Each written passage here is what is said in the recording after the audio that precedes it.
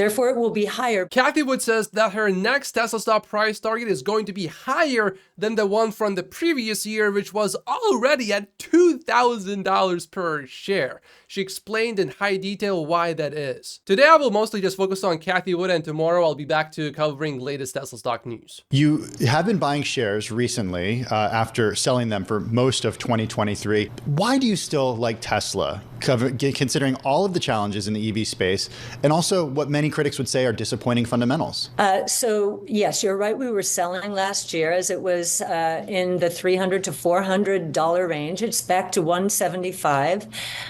And this is what portfolio managers do. We have a 5-year investment time horizon for Tesla, and our price expectations from here, I mean, we see roughly a 7 to 10-fold increase. I know we're in the process of revising our model, so I'm not at liberty to give you the new number. But would that new number be higher or lower than 2,000? Well, we're pushing it out a year, and therefore it will be higher. I look at Tesla stock and what I see is a buying opportunity, but also I see consolidation phases during which Tesla stock, if anything, actually, slowly goes down. You could make an argument, at least during the previous phase, which lasted 6.5 years. I need to update this chart. The current consolidation phase started somewhere around here, so you could say it's been a little bit over 3 years. And the longer it stays flat, the higher and the bigger and the more sudden the jump is. From time to time, I read every single comment under my videos, and one thing that I have been seeing lately is people asking, well, when is Tesla stock going to explode again? Usually it's because that person bought at the high and is holding the stock at a loss.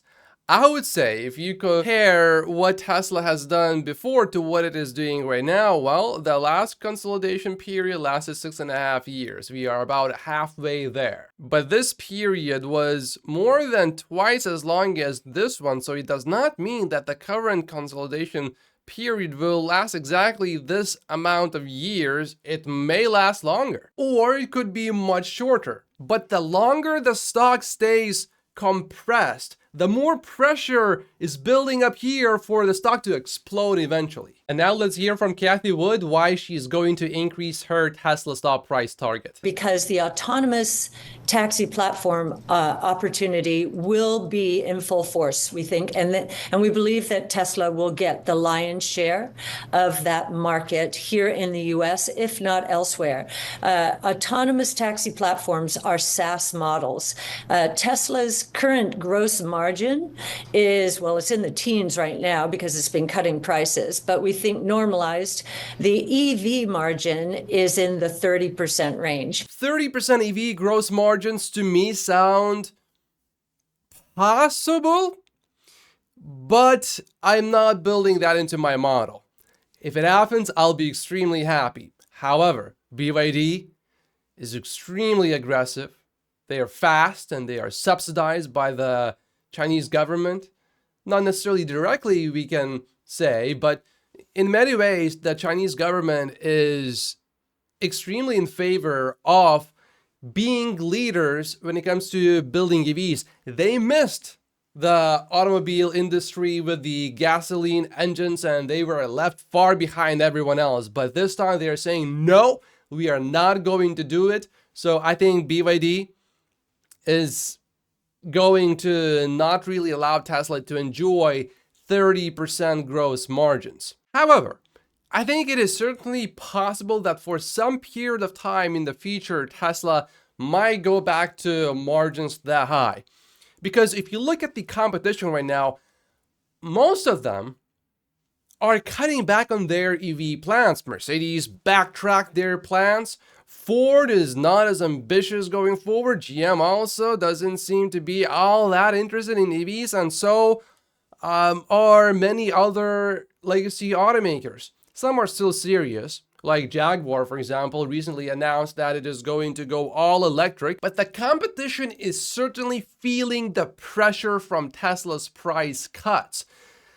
I understand why fund managers really don't like these massive price cuts because Naturally, they do drive earnings down, at least temporarily, because a lot of other manufacturers try to compete with Tesla and they try to match these price cuts. But there comes a point where when you cut more, now you go from potentially, in the future, maybe somehow we will figure out how not to lose a whole bunch of money to, okay, if we keep cutting prices here, we will be doomed forever. Tesla, doing all these price cuts, has eliminated a lot of competition, and right now we are seeing some of these companies fall, and in the next few years we will really start seeing that happen.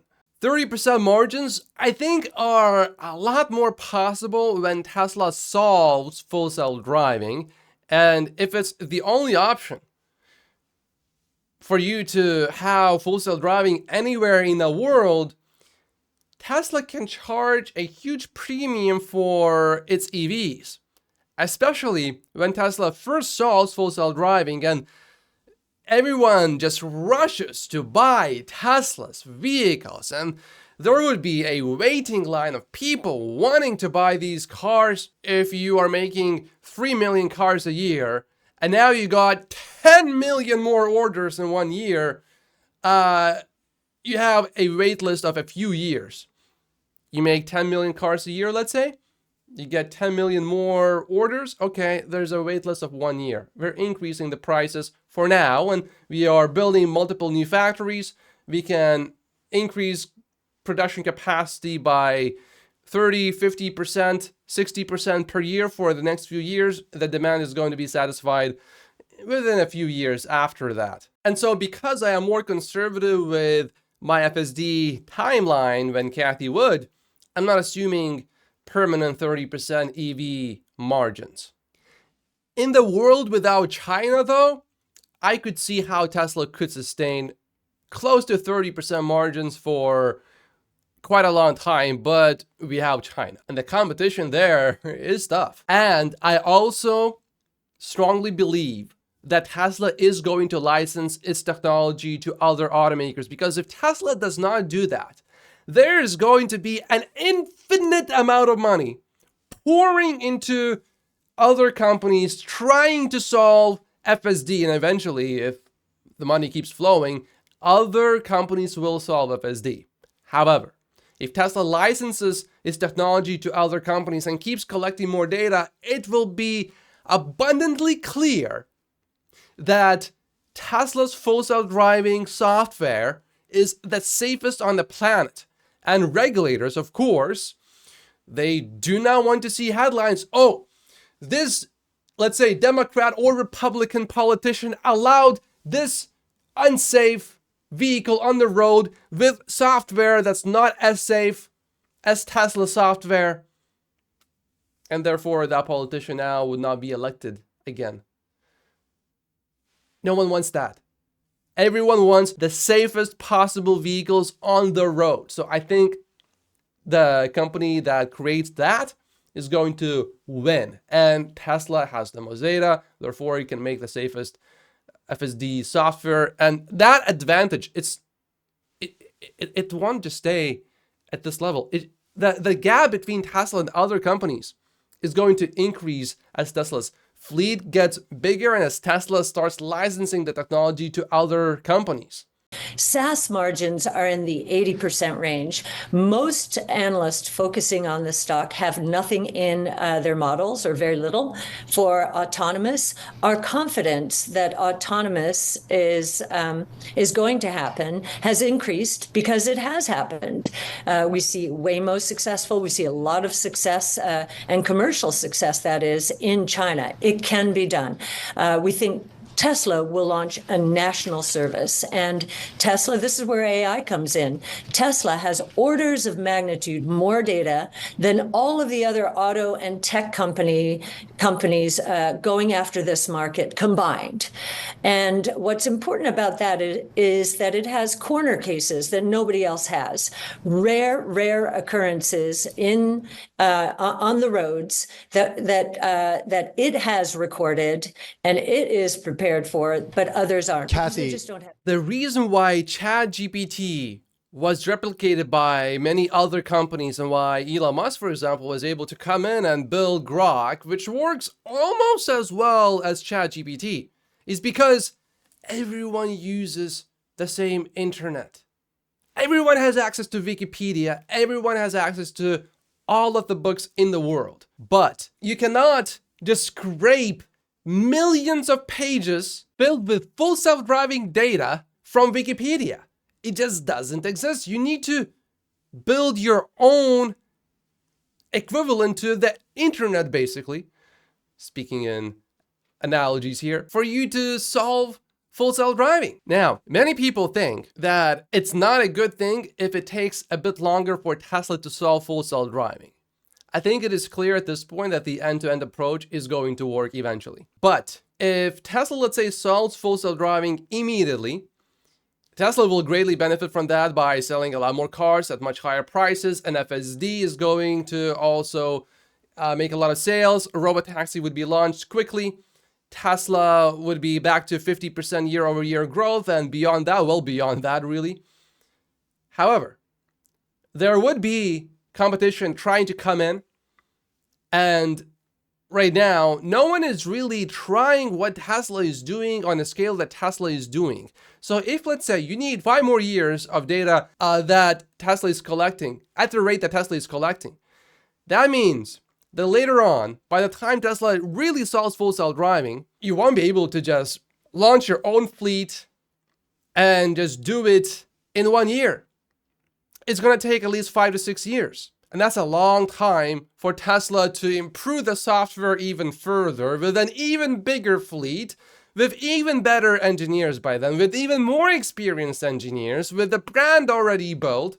You're so far behind Tesla that you have no hope of ever catching up to Tesla, just like no one ever caught up to Google. I mean, you can use Bing if you want to find search results that sting. Anyway, FSD taking much longer to be solved with a vision-only approach, I don't think is a bad thing.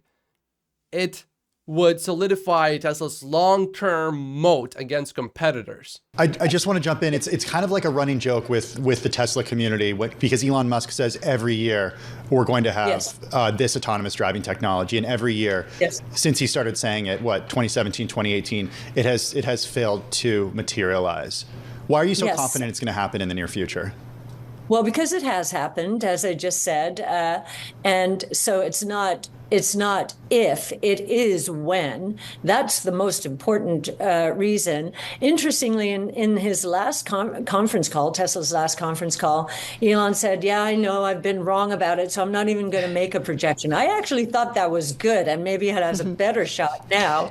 And we're looking at some of their hiring and their job postings, and seeing rumblings in different cities that they're starting to get ready. Hey, Cathie, something I know I brought up this with you before, but I think back to you and my first interview back in May of 2014, so almost 10 years ago. But you brought up Elon Musk when he wasn't a household name or what his company was doing, and you likened him to Thomas Edison. And I guess what I want to ask you, you know this individual, you talk with him, you followed him obviously for a long time.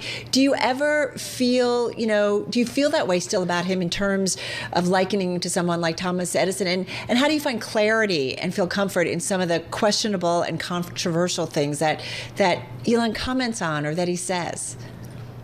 Yes. Well, we're focused on the technology, and as is he.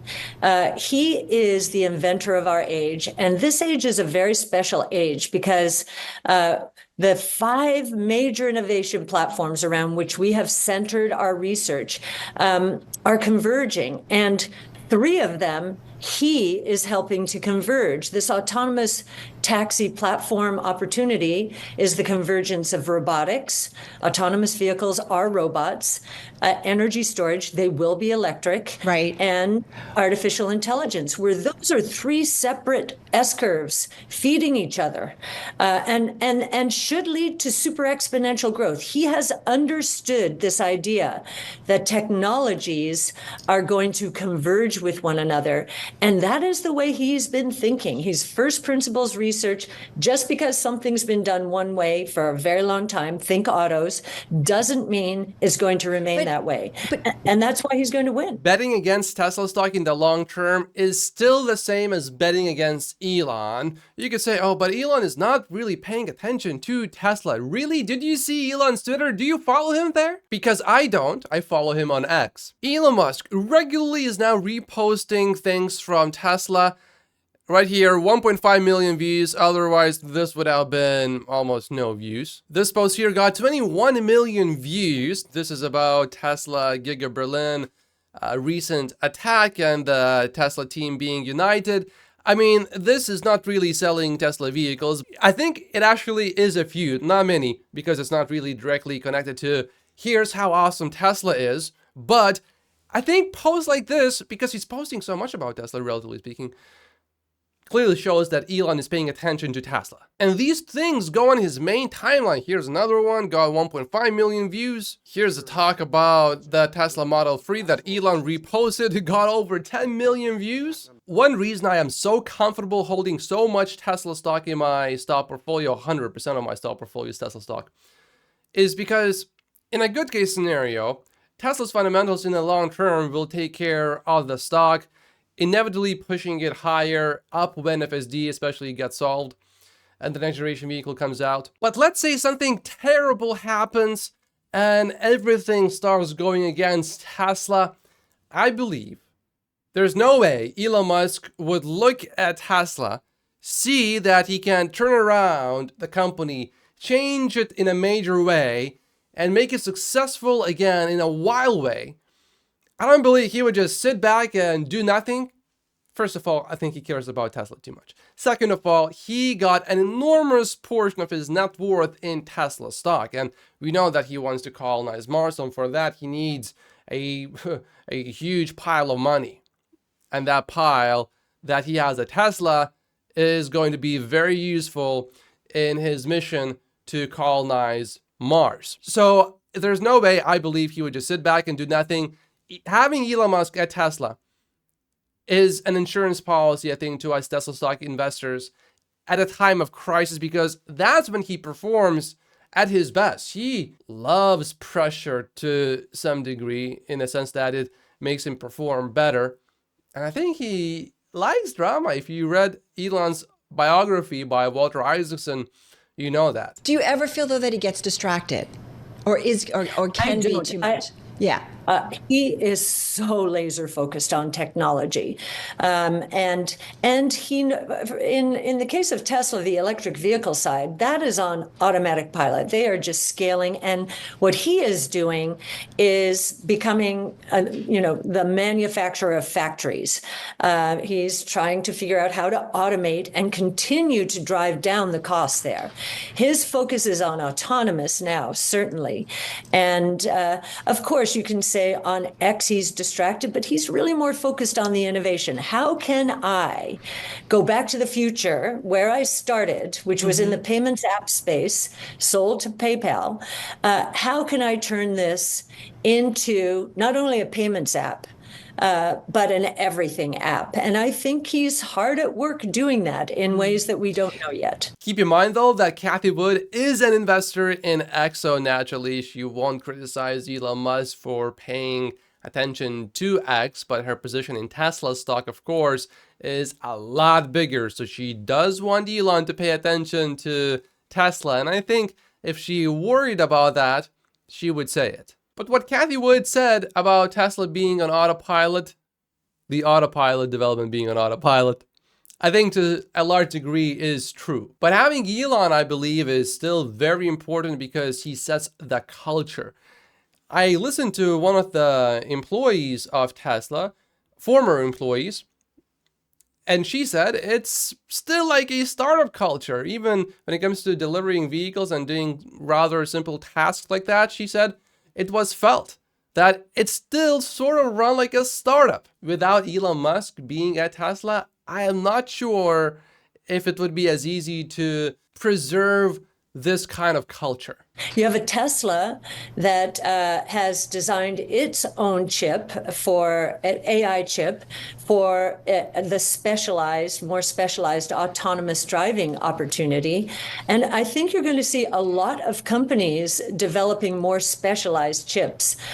We know that NVIDIA, of course, will segment the market as well. So we just think that a lot of the assumptions for NVIDIA, that this is NVIDIA's market and it's Right. alone, that those are changing. Joining us right now to talk about Tesla and what seems to be flagging interest overall in pure electric vehicles is Mark Fields. He is former president and CEO of Ford. He's also a CNBC contributor. Mark, what is happening? I mean, there's still a lot of EV cars that are selling, but there's a lot of supply to meet that demand at the same time. Maybe the market kind of rethinking the supply-demand picture? Yeah, I mean, I would characterize it. This is a market that's going from optimistic to realistic. And you're seeing kind of waning demand. Listen, the growth is still there, right? We know that, EV sales here in the U.S. passed over 1 million last year. It was up almost slightly less than 50%.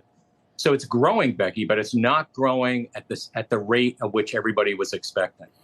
And so that's why you're seeing all the sales. What's the national sales? Is it, I don't know, 12, 13, 14 million of all automobiles? The national sales last year was a little over 15 million vehicles. And so you had EVs that represented it. I think it was about 1.1 million. So it was a little over 7% share. So it was up from the prior year, which was about 5.5% share. So it's growing, but the bottom line is it's not accelerating at the pace all of the automakers expected. And that's why you're seeing right now all the automakers make changes, delaying programs, shifting out the construction of plants, and things of that nature. Because, at the end of the day, the consumer, has the issues around the cost. They have issues around the charging anxiety. You got insurance. And then the big issue for consumers, which nobody really talks about, is with the reduction in prices you've seen here in the U.S. and around the world. But let's take here in the U.S., a Model Y is about 20% less in cost or price this year than it was last year. And that has huge impacts on residual values. So if you're a consumer that owns an EV right now, your vehicle is probably worth a lot less. And I think that weighs on consumers as they think about EVs going forward. It's Cash 2022. Oh, EVs are too expensive. Oh, but if I buy one right now, it's going to drop in value. It can only drop in value if EVs are getting cheaper, which means it solves the first problem, but then it creates a new problem. Anyway, EVs will get cheaper, and by them getting cheaper, it will, by default, eventually, for sure, 100%, utterly and completely solve charging anxiety, even though charging anxiety is not really a real issue having owned an EV myself. The reason why cheaper EVs solve range anxiety is because they get cheaper, but ranges stay the same or even increase. So eventually, if they keep getting cheaper, the amount of range that you will get will be much, much, much higher, making it not a problem anymore. But even today, it's not a problem because I can go anywhere with my Tesla right now and I can charge it. No problems. It's just a little bit inconvenient to how to, let's say, take a 10-minute detour. One time I took a detour of maybe about 15 or 20 minutes and I arrived at my destination a little bit later than I would have liked to. That has happened a few times to me. That would never happen with a gasoline-powered vehicle, but that will not happen in the future as Tesla builds more superchargers and as ranges increase, which eventually will happen, but it will probably not going to be very, very sudden. Charging speeds will continue increasing noticeably, which will reduce range anxiety also. If you can charge in 10 minutes versus 20, that does make a big difference. In 10 minutes, I go to a washroom, I feel better, and then I come back and sit in my car and I'm ready to drive after checking my phone for 2 minutes. If it takes me 20 minutes to charge, okay, I go to the washroom, I come back, I still have 12 minutes left. I mean, I can watch a video or something, but I feel like I'm wasting my time that I don't want to be wasting. I don't want to just entertain myself. I want to get stuff done. I want to arrive at my destination. What about competition coming from places like China? Phil LeBeau has been doing an excellent job reporting on what this means for other countries around the world. What's it going to mean for producers here in the United States? Well, China is a real threat. I mean, let's face it, the Chinese government about 10, 12 years ago said, listen, we missed out on dominating internal combustion engines, and we're going to dominate on electrification. So they encouraged a lot of companies. They gave them a lot of incentives, whether it's government grants or tax incentives. And those companies spent a lot of money on putting capacity in place and building EVs. They've also come up very quickly in the quality of those EVs. And so, what started out as a strategic decision by the Chinese government to dominate in EVs has now turned, Becky, into one that's tactical because they have so much overcapacity right now in China. They sold a little over about 7 million EVs in China last year, and they have capacity for almost 20. So now they're exporting. And for the U.S., there's high tariffs right now, but if they decide to put plants in Mexico, potentially they can use NAFTA to bring those vehicles in, tariff-free.